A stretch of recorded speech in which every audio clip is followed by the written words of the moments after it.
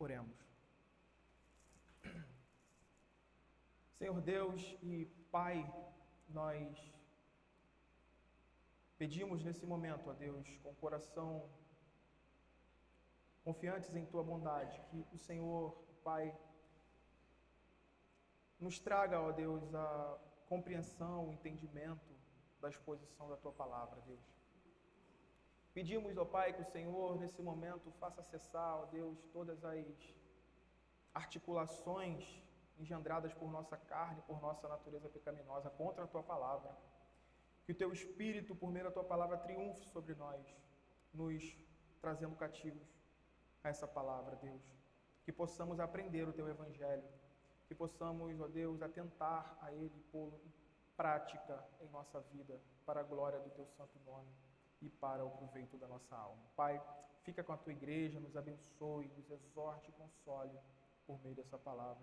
Assim oramos, ó Pai, em nome de Cristo Jesus. Amém. Irmãos, seguindo a nossa exposição em Mateus, capítulo 5, falando aí no Sermão do Monte, hoje nós chegamos aí ao verso 31. Vamos expor nessa manhã, capítulo 5, verso 31 e 32. Abre então a sua Bíblia aí em Mateus, capítulo 5, verso 31 e 32.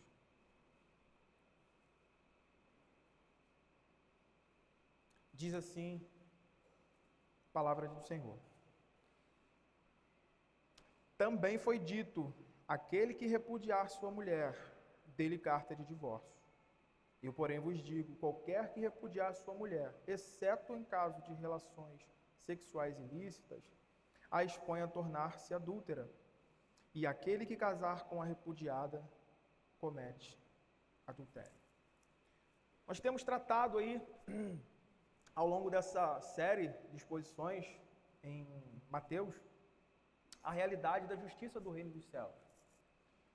Nas últimas exposições nós aprendemos que, como o Senhor está aprofundando a compreensão dos seus discípulos acerca da abrangência da lei, tirando os olhos de uma mera exterioridade e trazendo ela a um nível mais profundo, apontando para o coração, para o íntimo, para as motivações que levam às ações. Então nós temos visto aqui esse padrão de justiça do reino dos céus sendo mais uma vez afirmado e estabelecido na mente e coração dos seus discípulos, dos discípulos de Jesus, de tal forma que nada possa embaraçá-los no tocante a essa vida bem-aventurada. Devemos lembrar como começa o Sermão do Monte, não é? Nas bem-aventuranças, bem-aventurados, os pobres e assim sucessivamente. Então, o propósito e o objetivo do Senhor aqui é fazer com que nessa caminhada cristã, no curso da vida dos filhos de Deus, eles caminhem de forma a não se embaraçarem, melhor dizendo, no tocante a essa vida bem-aventurada, unidas a Cristo. E na última exposição nós vimos como o Senhor nos ensina a lidar de forma firme e radical contra o pecado, a fim de não nos tornarmos endurecidos, insensíveis pelo engano do pecado. Nós abordamos essa questão no final, na nossa aplicação, observando que as coisas às vezes são bem sutis. Nós precisamos estar alertas, atentos, para lidarmos de forma correta com o pecado. E agora, irmãos, dentro do escopo do ensino do Senhor Jesus, nós podemos perceber aqui que essa passagem tem por finalidade manter sob controle a rebelião própria do homem contra os propósitos de Deus para o casamento, quebrando aí então todo tipo de sugestão distorcida, distorção da lei de Deus, da palavra de Deus acerca do matrimônio, a fim de quebrar qualquer justificativa banal, justificativas triviais para o divórcio, para a quebra do matrimônio, aquilo que Deus uniu por seu propósito ao criar homem e mulher. Nós vamos ver isso aqui. Então, irmãos, nós estamos entrando aqui em um assunto que é pouco tratado, né? Pouco discutido com relação quando nós estamos visualizando a exposição do Evangelho. E às vezes até tido como pouca importância no tocante à vida cristã, fazendo com que essa porção aqui do Evangelho pareça completamente desinteressante. Parece que a gente vai falando de justificação, santificação, pecado, a gente vai vibrando e quando chega essa parte... Não é à toa que muitos comentaristas, quando passam por aqui, eles pulam ou fazem um comentário que fica aquém do ensino que o Senhor está propondo aqui e que é um ensino que tem reflexo em muitas partes ou em toda a Escritura. Né? Eu concordo com Lloyd Jones quando ele diz que o Evangelho de Jesus Cristo diz respeito a cada aspecto e porção de nós mesmos. E não nos assiste o direito de dizer que existe alguma faceta de nossas vidas fora do escopo do Evangelho. Claro, óbvio, não negamos as dificuldades envolvidas aqui, né? Somos bem sóbrios com relação a isso. Nós não negamos as dificuldades que estão aqui envolvidas. Entretanto, a maioria delas são criações humanas. A maioria delas são criações humanas ligadas a uma mentalidade católica romana do casamento, né? Do tipo de concepção do catolicismo romano, né? Tomando aí o casamento como um sacramento. Ok? Então nós vamos tratar aqui de forma bem pontual e bíblica, trabalhando um pouco mais exegeticamente hoje, historicamente, né? Não tem como desvencilhar esses pontos hermenêuticos. Né? Portanto, nosso trabalho aí como ministros da verdade, aqueles que proclamam todo o desígnio de Deus, consiste aí em, com honestidade,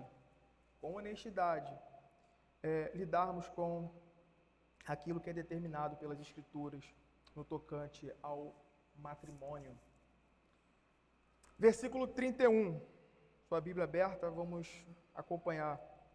Também foi dito, aquele que repudiar sua mulher, dê-lhe carta de divórcio. Esse também foi dito que temos aqui, como já temos visto, ainda corresponde àquele tipo de interpretação vazia de significados comum, né, ou ligados à tradição que os fariseus e escribas subscreviam, e portanto equivocado da lei, que focalizava uma espiritualidade meramente externa e visível e não considerava o coração. Não partia desse propósito ou desse ponto.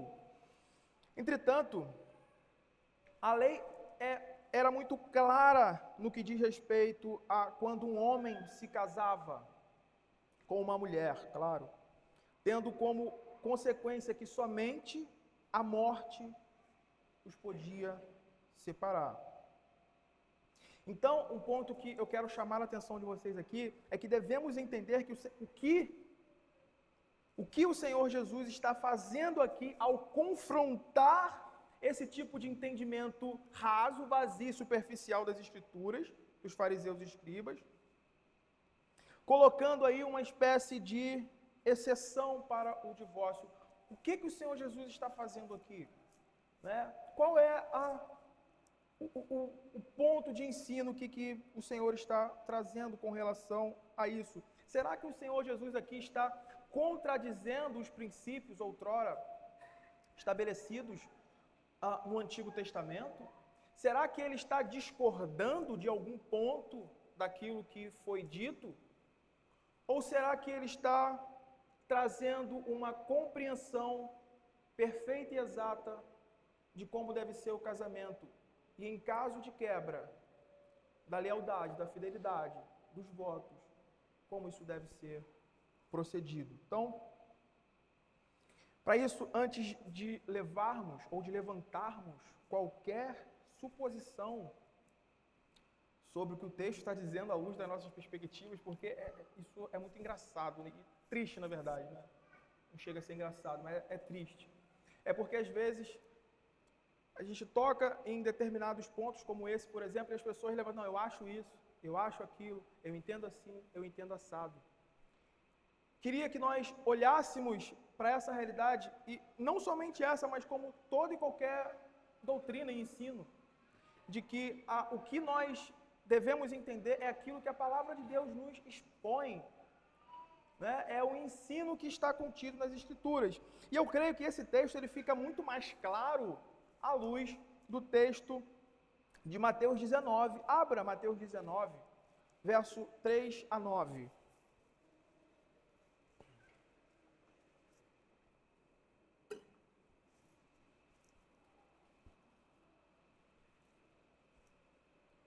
Esse texto, ele compreende a interpretação do Senhor Jesus desde o Antigo Testamento, desde o propósito inicial de Deus ao criar o homem. É por isso que é interessante nós considerarmos. Veja, capítulo 19, verso 3. Vieram a eles alguns fariseus e o experimentavam, perguntando, é lícito ao marido repudiar a sua mulher por qualquer motivo? Então respondeu ele, não tendes lido que o Criador desde o princípio os fez homem e mulher? E que disse, por esta causa deixará o homem pai e mãe, e se unirá à sua mulher, tornando-se os dois uma só carne? De modo que já não são mais dois, porém uma só carne. Portanto, o que Deus ajuntou, não separe o homem. Replicaram-lhe, por que mandou então Moisés dar carta de divórcio e repudiar? Respondeu-lhe Jesus, por causa da dureza do vosso coração é que Moisés vos permitiu repudiar vossa mulher. Entretanto, não foi assim desde o princípio. Eu, porém, vos digo, quem repudiar sua mulher, não sendo por causa de relação ou relações sexuais ilícitas, e casar com outra, comete adultério.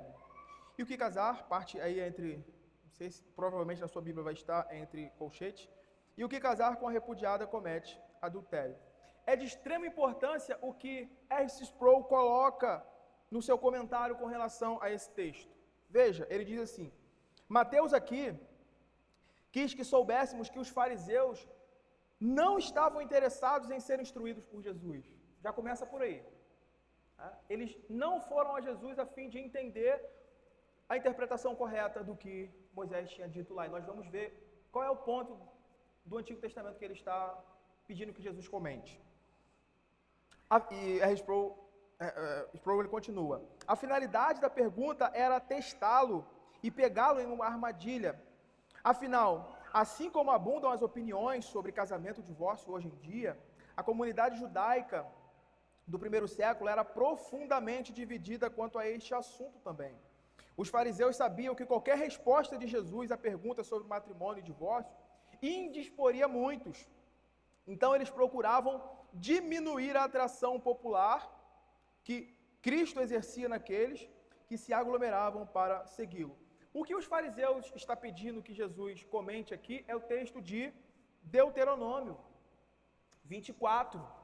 Né? Texto de Deuteronômio 24, eu vou só citar aqui a primeira parte dele, vou só ler aqui a primeira parte dele, bem rápido, para a gente desenvolver, mas a priori compreende entre 1 e 4, Deuteronômio 24. Ele diz, se um homem tomar uma mulher e se casar com ela, e se ela não for agradável aos seus olhos, por ter ele achado coisa indecente nela, e se ele lavrar um termo de divórcio, ele segue aqui todas as perspectivas, todas as relações que devem ser seguidas, né?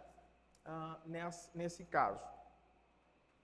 Mas o ponto aí é o seguinte, a questão que estava em disputa aqui era o que significava essa parte, essa expressão, coisa indecente. coisa indecente. Haja vista que este era o único motivo para o divórcio mencionado no Antigo Testamento. Então a disputa que estava ali e o objetivo deles em se dirigirem a Jesus e perguntar, fazer aquele tipo de pergunta, era ter uma resposta da parte de Jesus e que colocasse Jesus em dificuldade diante daqueles que estavam ali.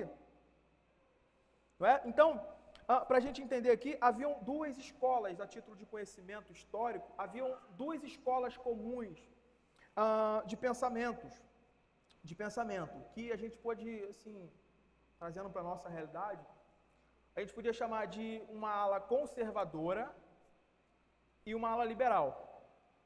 A ala conservadora entendia que essa coisa indecente era o adultério, né? Ou seja, relação sexual ilícita.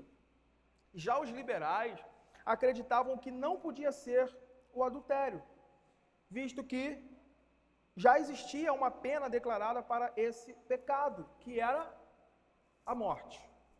Ok? Logo, eles interpretavam que coisa vergonhosa ou coisa indecente devia ser algo menos grave do que o adultério. Ou seja, trazendo isso a grosso modo, os liberais concluíram que se tratava de qualquer coisa desagradável ao marido. Isso significava que, em outras palavras, o marido podia se divorciar da sua esposa por qualquer motivo trivial, qualquer motivo banal. É engraçado que nos comentários que a gente lê, eles trazendo ali o desenvolvimento histórico, eram coisas triviais como queimar a comida. Não é? Eram coisas triviais como roupa mal colocada, coisas banais. Então, eles rebaixavam a honra do matrimônio, o propósito de Deus ao criar o homem e uni-lo à sua mulher, ao egoísmo, a coisas banais da vida comum. Então, quando lemos aqui no texto que o Senhor se opõe a esse tipo de interpretação errada da lei, a primeira coisa que aprendemos é que a regra que se encontra aqui em Deuteronômio 24 não equivale a esse tipo de pensamento. Como se o Senhor estivesse dizendo ali, como se Moisés estivesse dizendo, olha, se você está insatisfeito, se você deseja se divorciar da sua mulher, ok, tudo bem, mas se certifique de que você vai dar um certificado para ela, tá? Você vai lavrar uma carta corretinha ali, vai dar para ela para ficar tudo certo. Então, a primeira questão é essa. Esse preceito, esse ponto que temos ali, não diz respeito à trivialidade. Jesus está negando aí esse tipo de uso do texto das Escrituras. Um uso egoísta e perverso, que fere tanto o sexto mandamento, quanto o sétimo. Ué, mas como que fere o sexto mandamento? Nós devemos lembrar dessa realidade. Não é somente aquilo que nos é ordenado que não façamos, mas também o contrário disso é verdade. Quando nós temos na lei do Senhor, não matarás, nós temos também o contrário disso, que é a promoção da honra, do cuidado, do amor, do zelo para com a vida dos outros. Se tratando do nosso cônjuge, isso está muito mais intimamente ligado. Eles perderam o tato dessa realidade. Por isso, a localização não é aqui algo que o Senhor está usando aleatoriamente. Ele está desfazendo, desconstruindo essa cascata de distorção da lei de Deus, que tem aplicações e efeitos na vida do seu povo, principalmente no que diz respeito à família. A aliança, o pacto de Deus é um pacto familiar. Então, esse tipo de compreensão banal, frágil, fraca, distorcida da lei, não pode ser comum entre o seu povo, e é isso que ele está trazendo aqui, a luz no coração dos seus discípulos. Esse é um ato de extrema perversidade e egoísmo que expressa a maldade, o pecado no coração do homem. Portanto, essa primeira parte que nós temos aqui, e eu confesso para vocês, irmãos, como foi difícil enxugar esse sermão para a gente não extrapolar. Como foi difícil aqui trazer aqui sem perder o ponto de ensino que o Senhor Jesus está trazendo aqui. Porque isso tem muitos desdobramentos. Essa primeira parte do texto expõe o tipo de pensamento fraudulento que os fariseus e escribas tinham da lei e que minava o propósito de Deus para o matrimônio, procurando aí satisfazer seus motivos egoístas e adúlteros. A resposta, então, que o Senhor dá aqui a esse modo de percepção é um forte e ressoante não. Não é assim. Não é assim que deve ser. E em seguida nós vemos aí essa resposta do Senhor estabelecendo a verdade, subscrevendo o preceito de Deus, reprovando a trivialidade com que se olhava para o casamento e o divórcio. Veja, Mateus 35, 32. Eu, porém, vos digo. Esse eu, porém, a gente já tem visto, né?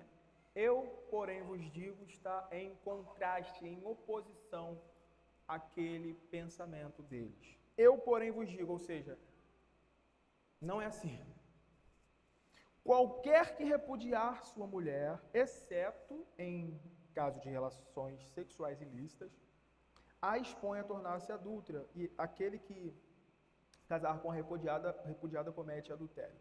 E aqui, como a gente falou no início, é preciso a gente recorrer aí a uma exegese mais minuciosa do texto, para termos uma compreensão mais nítida daquilo que Jesus ele está tratando aqui. E talvez a pergunta que esteja perturbando o pensamento de muitos aqui seja exatamente essa. Veja bem, diante do que acabamos de ler. Como um ato pelo qual o esposo se divorcia de sua esposa inocente, entenda o termo aí, não é o melhor, mas é o que corresponde. Como que, por esse ato desse esposo em se divorciar dessa esposa inocente, pode fazê-la adúltera? E aí? E aí nós precisamos considerar algumas questões bem importantes aqui na estrutura gramatical a qual o texto está sendo desenvolvido.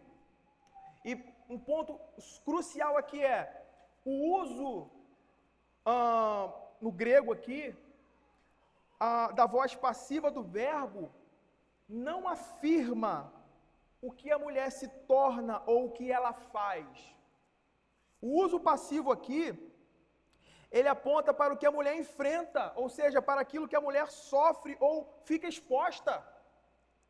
Ou seja, ela sofre a ação ilegítima de quem procura se afastar sem causa. A estrutura gramatical aqui aponta para essa estrutura da voz passiva do verbo. Então, ao invés de apontar para essa realidade dela se tornar ou fazer, ele está apontando para essa realidade de que sofre ou fica exposta. Então aqui em Mateus 5:32, é como se o Senhor estivesse por meio dessa estrutura, questionando a consciência daqueles homens com relação ao pensamento trivial, banal, de quebrar o laço do matrimônio por qualquer razão. E é como, entenda bem, é como se por meio dessa pergunta retórica, de uma pergunta retórica, com o objetivo de obter uma resposta negativa, o Senhor estivesse esmiuçando a consciência desses homens como se fosse uma pergunta.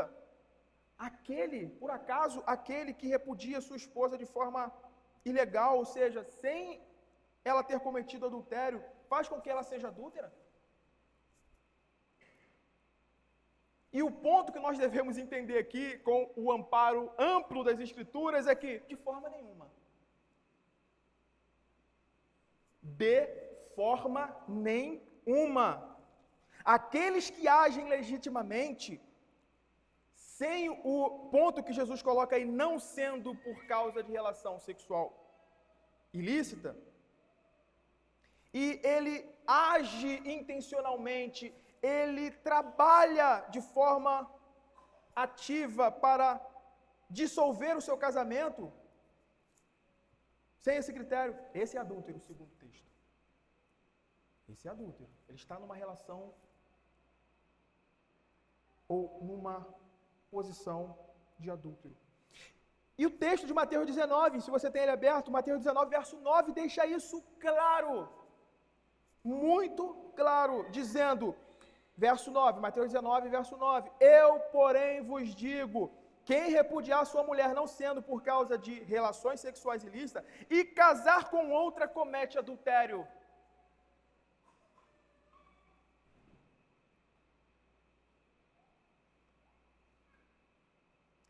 E é interessante essa perspectiva dos originais, né? Ou dessas cópias que temos, que esse que está aí na sua Bíblia entre colchetes, ele, né, mais uma vez aqui nós devemos levar em conta a questão gramatical, que na maioria dos manuscritos originais não tem essa parte final. E o que casar com a repudiada comete adultério. A maioria não tem. Eu tive um grande trabalho, né, de ir atrás desses manuscritos, averiguar, e não tem. Não tem.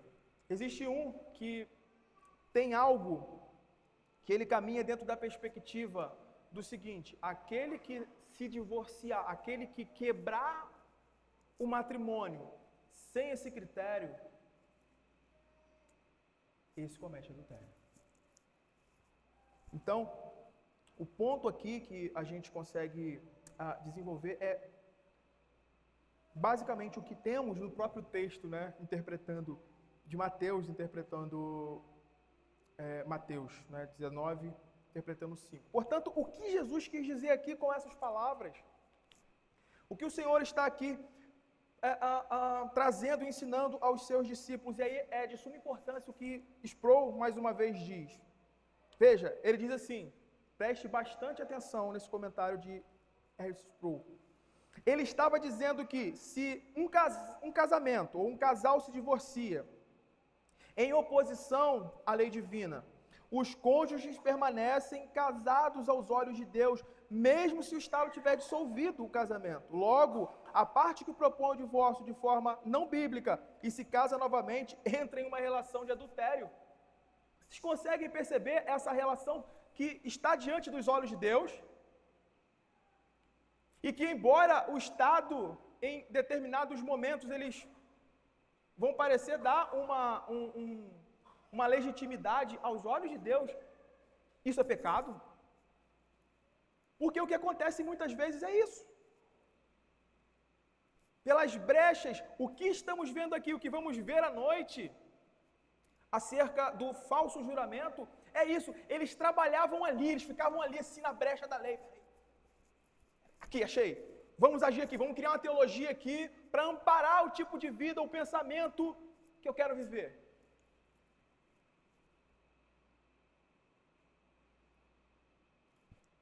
Esse Sproul aqui coloca algo de suma importância na nossa compreensão acerca desse assunto. Ainda que o Estado tiver dissolvido o casamento, eles permanecem casados aos olhos de Deus. E aquele que quebra isso de forma ilegal e vai viver a vida, ele está em uma relação adúltera. E eu vou mais além, né? E a parte não culpada, a parte que sofre essa ação do sujeito, está livre, como se a outra estivesse morta. Porque esse é o preceito da lei. Lembra? O homem, quando for apanhado, Levítico 20, né? Lemos semana passada. Quando apanhado, deve morrer. E aí é interessante que a nossa confissão de fé visualiza com relação a isso, com relação à doutrina bíblica desse assunto. Veja, o capítulo 24, seção 5 da nossa confissão, vai dizer: o adultério ou a fornicação cometido depois de um contrato sendo descoberto antes do casamento, dá à parte inocente justo motivo de dissolver o contrato. E aí vem, no caso de adultério depois do casamento, a parte inocente, ou seja, aquela que sofre a ação, a parte inocente é lícito propor divórcio, e depois de obter o divórcio, né, casar com outrem. Aí veja essa visualização do ensino bíblico. Como se a parte infiel fosse morta. Como se a parte infiel fosse morta. E aí, veja, existe uma segunda questão aqui que está envolvida com essa relação que a gente precisa entender, tá? Na fala de Jesus, meio que aparentemente, de forma apressada, se conclui, né? Ele está rompendo com a lei, né? Mas é interessante a gente compreender qual é a natureza desse preceito de Deus dado ali. É uma lei moral, como nós temos ali no Decálogo, ou não? Né? Então veja, aqui existe uma segunda questão, que não é nem gramatical, mas histórica, teológica, e diz respeito à natureza da pena que envolve o adultério, que é a morte do adúltero. E eu creio que o comentário de Lloyd Jones com relação a isso visualiza muito bem essa questão quando ele observa, preste bem atenção no que Lloyd Jones coloca. Poderíamos sumariar a questão como segue. Nosso Senhor mostra-nos aqui que Ele é o grande legislador. Todas as leis tiveram origem nele. Tudo quanto diz respeito a este mundo e a esta vida veio dele. Houve uma legislação temporária para os filhos de Israel devido às suas circunstâncias peculiares. A pena imposta pela legislação mosaica ao adultério era a morte por apedrejamento. Nosso Senhor, entretanto, abrogou essa legislação apenas temporária. E a próxima coisa que ele faz ou fez foi legitimar o divórcio no caso de relações sexuais ilícitas. Jesus mesmo firmou dessa maneira a lei de Deus. Veja, né? Veja que interessante.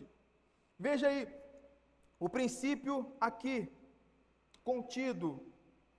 O divórcio, irmãos, ele começa no coração desleal. Ele começa no coração adúltero, no coração que desistiu da honra, da fidelidade, do amor, dos votos, dos juramentos que fez diante de Deus e dos homens. Ele parte desse coração mau e perverso. E em seguida, ele extrapola, ele parte para as vias práticas, para a quebra externa do matrimônio, que é esse abandono obstinado e covarde.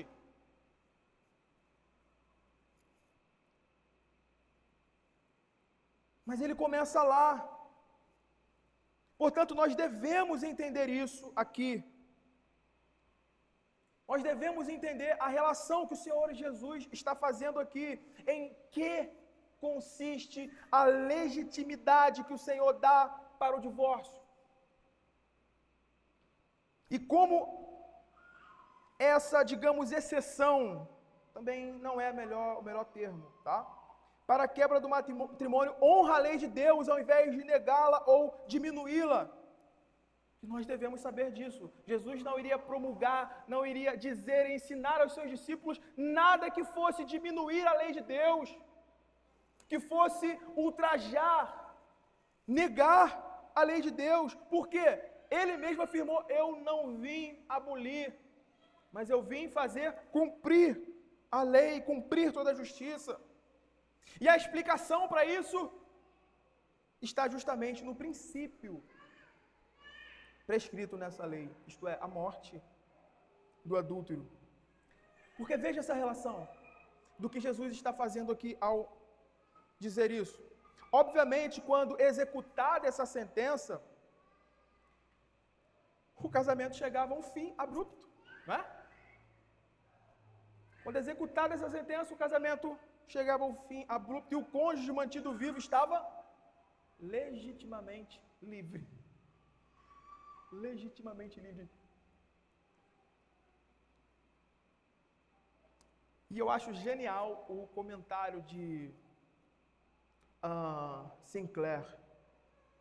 Ele diz acertadamente: na época de Jesus, quando a Palestina estava sob o controle de Roma, as leis de Roma, a pena de morte para essa condenação não era mais executada. Preste atenção. O adúltero era mantido vivo. Entretanto, o ensino de Jesus parece sugerir, veja, ao mesmo tempo que nós falamos anteriormente, né, parece sugerir a retidão da ação, como se a pena houvesse sido executada. Ou seja, o adúltero tivesse sido morto. Nesse caso, a parte injustiçada estaria livre para casar-se novamente. Não havia contradição entre a lei do Antigo Testamento e o que Jesus estava dizendo aqui. Não havia contradição alguma.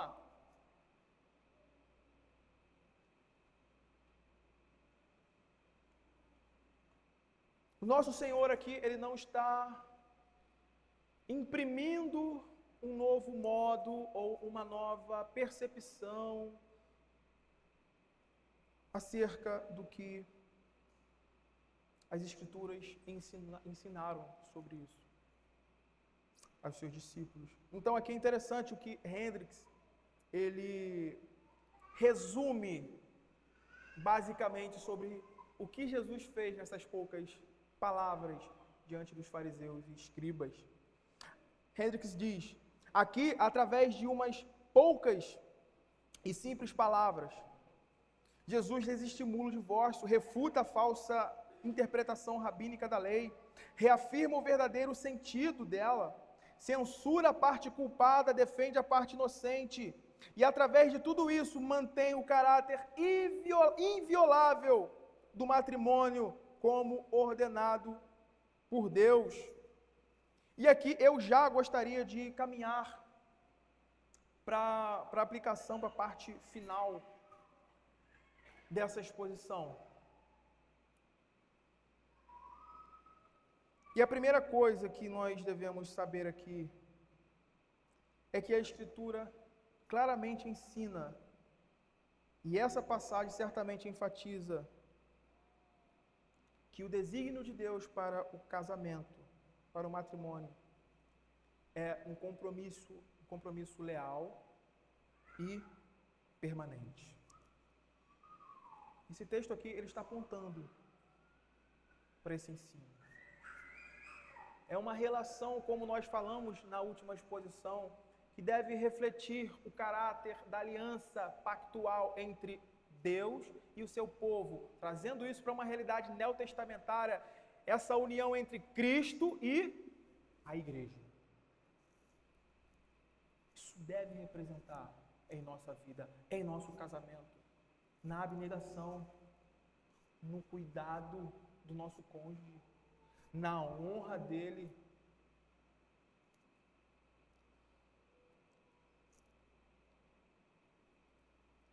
Portanto, a destruição do casamento constitui grave pecado aos olhos de Deus. E quando eu digo grave pecado aos olhos de Deus, eu estou me referindo àquilo que nós desenvolvemos aqui. Um coração que nega a bondade de Deus proposta ao seu propósito de unir homem e mulher ao criá-los. É algo que nega o princípio pelo qual Deus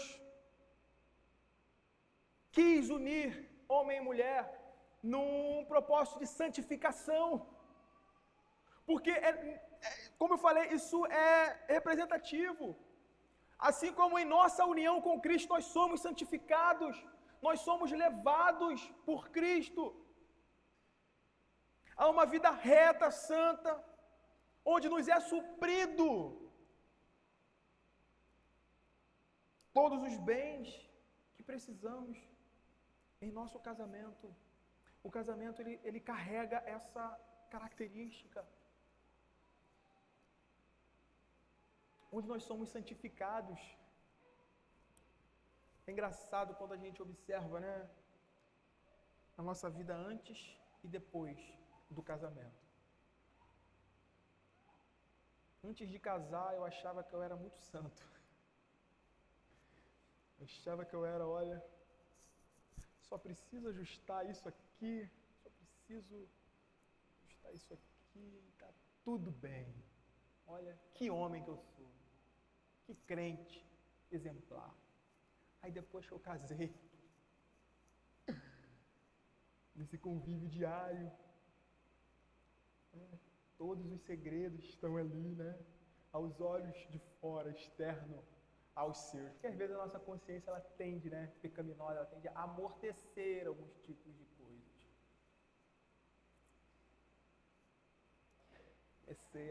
A gente começa a perceber, e não somente em nós, mas na própria instrumentalidade que Deus usa na nossa vida para a santificação do nosso cônjuge. Quando nós confrontamos em amor, quando ele está errado, quando o seu coração está indo contra a palavra do Senhor, quando nós chamamos essa realidade e falamos, olha, está errado, vem cá.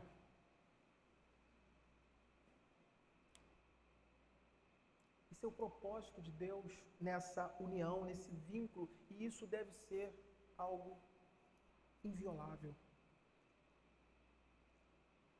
Inviolável. E aí, irmãos, eu queria ter aqui, que tenhamos, no caso, em consideração aquilo que temos lá em Malaquias. Abra sua Bíblia em Malaquias. Existe todo um contexto ali, tá? Mas eu quero ler apenas os versos 13 a 16.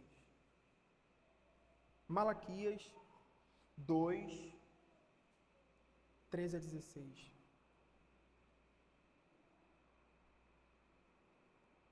A fala do Senhor contra esse tipo de perversidade. Malaquias, se abre Mateus e volta.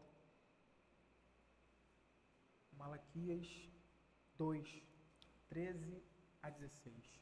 Diz assim: ainda fazeis isto, cobris o altar do Senhor de lágrimas, de choro, de gemidos, de sorte que ele já não olha para a oferta, nem a aceita com prazer da vossa mão. E perguntais, por quê? Porque o Senhor foi testemunha da aliança entre ti e a mulher da tua mocidade, com a qual tu fostes desleal, sendo ela a tua companheira e a mulher da tua aliança. Não fez o Senhor mesmo que havendo nele um pouco de espírito. E por que somente um? Ele buscava a descendência que prometera.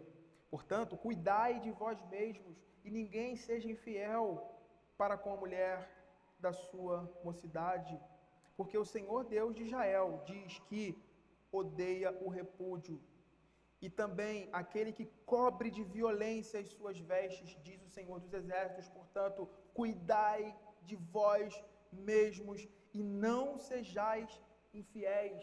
Irmãos, nós acabamos de ler aqui, o Senhor é testemunha de todos os juramentos que são feitos debaixo do céu. Ele mesmo diz aqui, porque eu fui testemunha da aliança entre ti e da tua mulher. Veja mais uma vez o fortalecimento dessa perspectiva do casamento, refletindo esse pacto que está embutido a lealdade, o compromisso. Qualquer tentativa do coração do homem de ir contra esse propósito de Deus na união do matrimônio é detestável aos olhos de Deus, é abominável aos olhos de Deus. Deus odeia isso.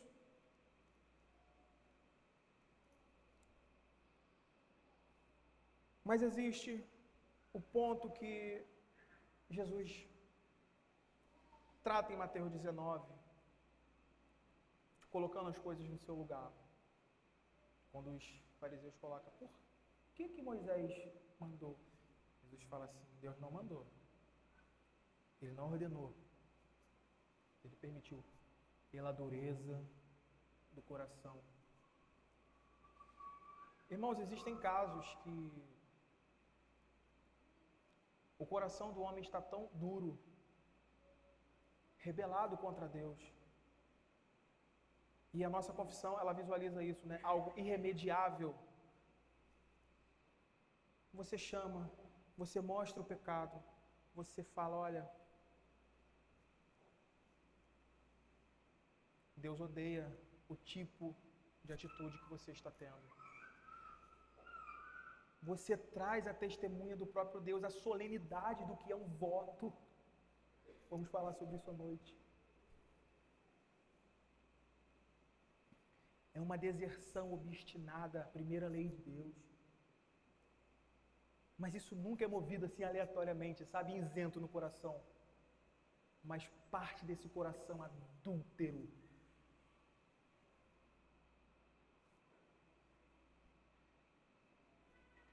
Irremediavelmente age contra o propósito de Deus. Nesse caso, qual é o ensino da Escritura aqui? Eu queria ser o mais prático possível aqui nessa questão. Você amarra uma bola de ferro no pé da pessoa? Você tranca ela no quarto e dá comida por debaixo da porta? Não. Aqui o Senhor Jesus diz, se há essa deserção obstinada, esse abandono, se há essa quebra pelo adultério, e essa marcha rumo a um outro caminho,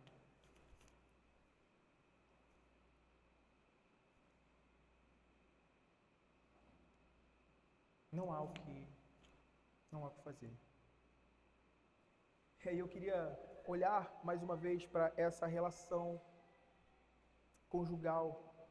Irmãos, por mais difícil que seja a relação a dois, por mais difícil que seja em determinados momentos, devido ao nosso coração pecaminoso, devido à mancha do pecado habitante e restante em nós, o divórcio nunca será a solução de Deus.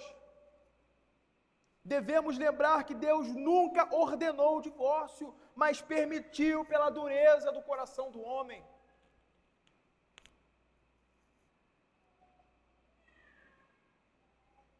O casamento é um pacto. Não se manter fiel é viver uma mentira diante de Deus e dos homens. E o que se pode esperar? O que se pode esperar a partir disso? O que se pode esperar? Meu irmão, tudo que estiver ao nosso alcance, esse é o ensino do Senhor aqui. É remover essa trivialidade. Tudo que estiver ao nosso alcance, no que diz respeito ao perdão, ao cuidado, à honra, nós devemos lutar e prezar. O caminho de Deus, a ordem de Deus nunca foi, olha, vira as costas e abandona, divorcia e está tudo bem. Não. Nunca foi. Mas pela dureza do coração do homem, às vezes isso se torna algo irremediável. Nós devemos tomar esse ensino aqui, que acabamos de ver, em nosso coração, de forma que estejamos dispostos pela graça de Deus a nós concedidas, para isso, fazer com que nada o viole. E aí eu digo individualmente a cada um marido e mulher. Nós temos responsabilidades com relação ao nosso cônjuge. Nós temos responsabilidades. Nós temos que lidar com elas. E o Senhor aqui nos chama a essa realidade. Mas não pense você que o seu casamento, o nosso casamento é mantido bem, feliz, estável, pela nossa capacidade, pela força dos nossos braços. Isso vem de Deus. Aquele que nos uniu, Ele é poderoso e Ele está a dispensar graça sobre graça para que dois pecadores estejam sob o mesmo teto, dividindo, compartilhando a vida, os seus pecados, e eles estejam trabalhando ativamente na santificação um do outro, levando-o a Cristo. Nós devemos contar com a graça de Deus, irmãos, porque tem momentos que não são fáceis. Tem momentos que não são fáceis. Mas eu quero te encorajar a lembrar disso. Deus nunca ordenou o divórcio. Trabalhe ativamente para promover a felicidade, a santificação do seu cônjuge, da sua esposa, do seu esposo. Trabalhe ativamente com todos os recursos que você tem para mantê-lo de forma inviolável, mas conte todos os dias com essa graça que é dispensada sobre nós, pelo propósito que Deus tem ao nos unir nesse matrimônio. Eu queria orar com a igreja.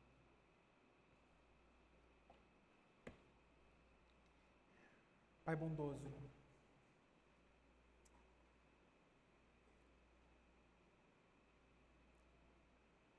como, ó Deus, o nosso coração às vezes é tão rebelde contra a Tua lei. Como, ó Deus, às vezes cogitamos o mal e caminhamos ao encontro dele. Senhor, nós pedimos a Ti que nesse momento em que a Tua exposição da Tua palavra foi feita a nós, com relação ao casamento e ao divórcio, Pai, que o ensino da Tua palavra não seja deturpado em nossos corações. Que saibamos, ó Deus, a gravidade do que é isso, a seriedade que envolve os laços do matrimônio, e que não tratemos, ó Pai, como esses homens tratavam, de forma trivial, com justificativas banais para dissolver aquilo que o Senhor uniu. Pai, que o nosso coração esteja firme nessa resolução, ó Deus, de que aquilo que o Senhor uniu, que o homem não separe. Que o nosso coração, ó Pai, trabalhe ativamente para a promoção da honra do nosso cônjuge, da sua felicidade, mas acima de tudo, ó Pai, da sua santificação e Ele na nossa. Para que a Tua igreja, Pai, seja acrescida, que a Sua igreja, Pai, se desenvolva com famílias cativas à Tua palavra, saudáveis na fé, sãs nessa fé que o Senhor tem nos dado em Cristo Jesus. Senhor, cuida da Tua igreja, cuida do Teu povo, ó Deus, console os nossos corações e nos fortaleça nessa firme esperança da glória do Teu Filho amado Jesus Cristo, onde não mais haverá, ó Deus, a mancha do pecado trabalhando em nossos corações. Fortaleça o Teu povo, assim oramos. Em nome de Cristo Jesus. Amém.